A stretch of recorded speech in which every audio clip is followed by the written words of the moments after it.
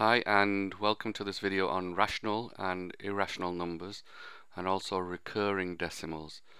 Now a rational number is either a whole number, it can be a positive or a negative number, it can be a fraction with whole numbers, or it can be a finite or a repeating decimal. By finite we mean something like 0.444, which goes on, repeating the fours, or a repeating decimal like 245.245.245.245, which this pattern of 3 repeats itself.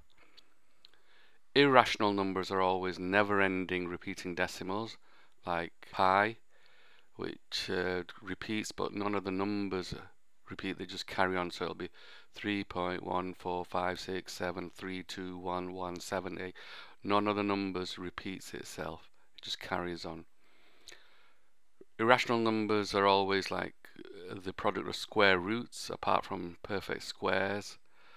So if square root of 2, that'd be a irrational number, and also cube roots give rise to irrational numbers.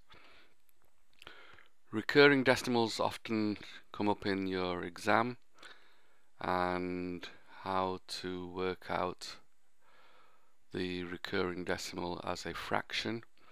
So first of all, you find the length of the repeating decimal, then multiply by a 10 or 1,000 or 10,000, depending on how long the repeating unit is. So in this case here, the repeating unit is 3 places, so it's 423, 3 places, and then 423.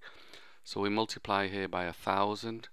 So when we multiply by 1,000, we get 423.423.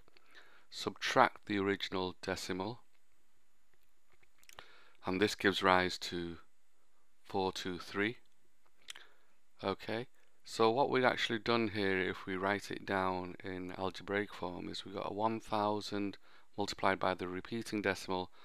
We subtracted the repeating decimal, so 1000 minus the repeating decimal is 999r, and this equals 423.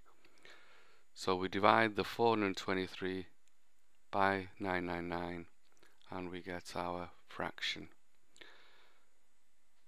A simple way of doing this is the repeating decimal, or the part that repeats, so in this case it's 423, 3 numbers, and then divide that by the same amount of numbers but change it with 9, so this would be 423 divided by 3 lots of 9.